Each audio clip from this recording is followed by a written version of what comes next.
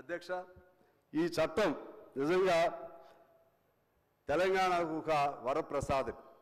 మిమ్మల్ని పొగుడుతున్నాను కాదు, ముఖ్యమంత్రి గారిని మిమ్మల్ని చాలా నేను కష్టపడి చదివా. నేను ఏ చట్టం చదవాలా, నాకు వ్యవసాయం చట్టాల మీద కొద్దిగా రైతాంగం మీద కొద్దిగా అవగాహన తక్కువ. చాలా కష్టపడ్డాను. మల్లారెడ్డి గారు అని ఉంటారు పెద్ద ఆయన దగ్గర కూర్చుని ప్రతి క్లాసు చదివాను అధ్యక్ష. పెట్టనవి కూడా మళ్ళీ ఇందులో బిల్లులో పెట్టారు. మేమేమి మీకు సూచనలు చేసాము, అమెండ్ చేసాము, అవన్నీ కూడా మీరు పెట్టారు.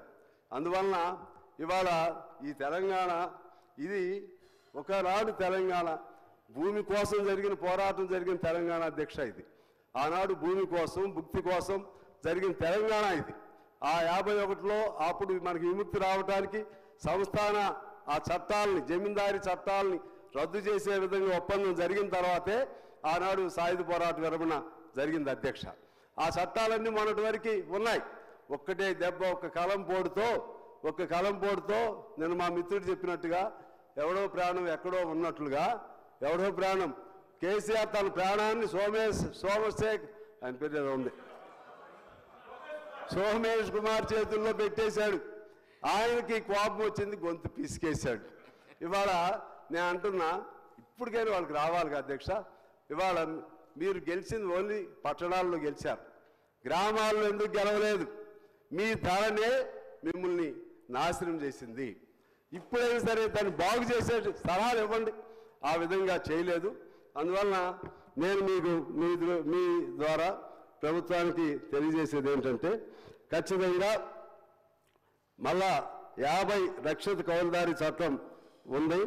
దాన్ని మీరు ఆబ్జెక్టివ్స్లో మెన్షన్ చేశారు, కానీ లోపల క్లాజెస్లో పెట్టలేదు. దాన్ని పునరుద్ధరణ చేయమని చెప్పి నేను మిమ్మల్ని కోరుతా ఉన్నాను.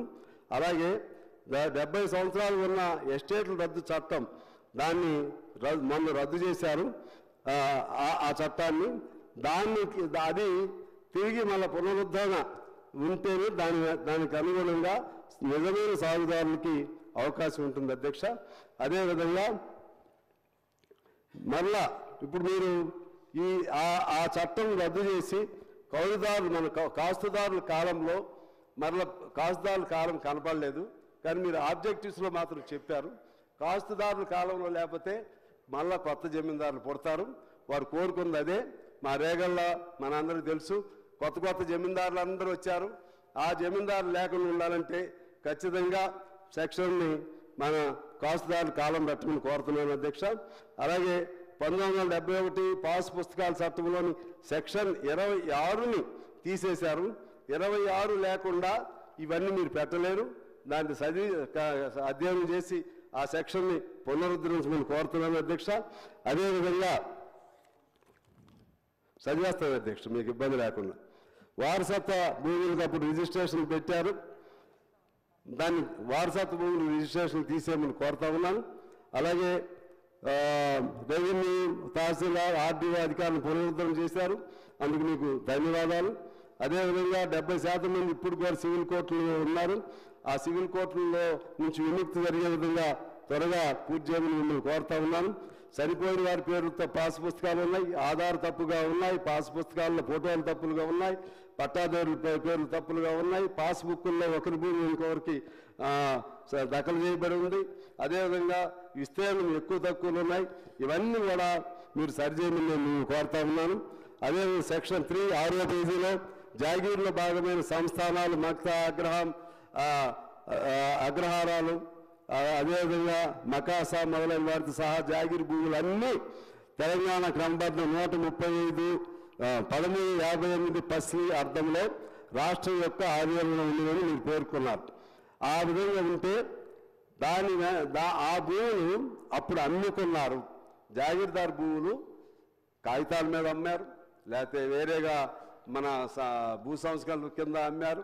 మీరు అది అలాగే ఉంటుందని అన్నారు తప్పితే దానిలో సాగుదారులకి ఆ భూములను యథాతథంగా ఇవ్వటం అనేది ఇవ్వబడతాయి అని చెప్పి రాయలేదు. అలా రాయకపోతే వేలాది మందికి నష్టం జరిగింది అధ్యక్ష.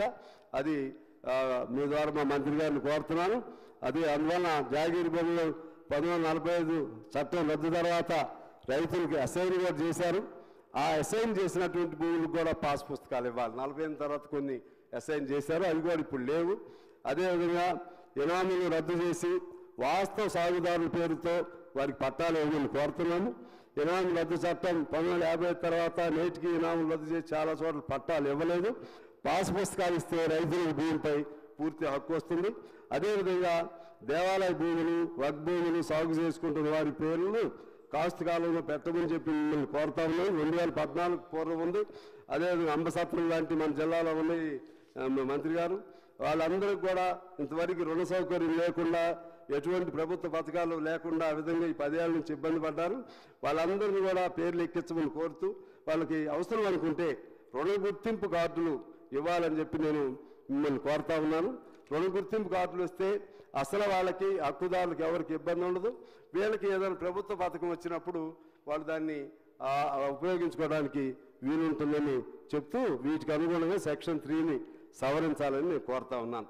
సెక్షన్ 4A 7వ పేజీలో ఉంది. భూముల యొక్క యజమానులు, పట్టాదారులు మరియు తనఖాదారులైన వ్యక్తుల పేర్లు అని అన్నారు. అందులో కూడా సాగుదారులను గుర్తించి వారి హక్కులు కాపాడే విధంగా వారి పేర్లు ప్రత్యేక కాలం ద్వారా నమోదు చేయమని నేను మిమ్మల్ని కోరుతున్నాను. సెక్షన్ 4Aలో కూడా వాస్తవ సాగుదారులు ఎక్కడ మెన్షన్ కాలేదు, అది చేయమని మిమ్మల్ని కోరుతున్నాను. అలాగే తెలంగాణలో భూములను కొనుగోలు చేసిన రిజిస్ట్రేషన్ లేని కారణంతో అమాయక రైతులు వేలాది మంది ఇప్పుడు కూడా ఉన్నారు. ఈ సెక్షన్ మీరు కానీ అది క్లాజ్ క్లియర్గా పెట్టకపోతే రిజిస్టర్ కానటువంటి వేలాది మంది నష్టపోతారు. కాబట్టి దాన్ని సరిచేయమని చెప్పి నేను మిమ్మల్ని కోరుతా ఉన్నాను.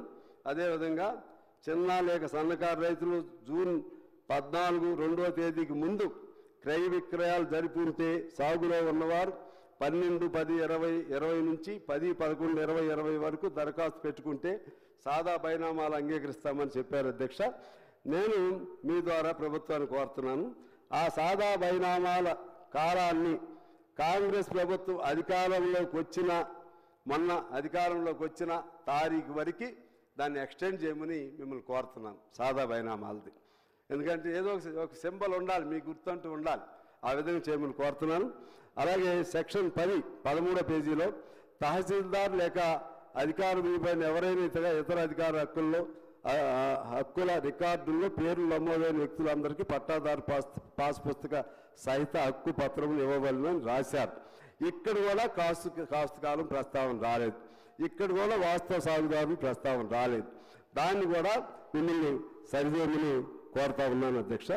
అలాగే 48 నుంచి ఆ తర్వాత భూములు కొనుగోలు చేసి లేక అసైన్ చేయబడిన కాస్తులో ఉన్నటువంటి వాస్తవ సాగుదారులను కూడా 2014 ముందు లాగా అసైన్ చేసి ఉన్నారు, కానీ ఆ పేర్లు కూడా రద్దయినాయి.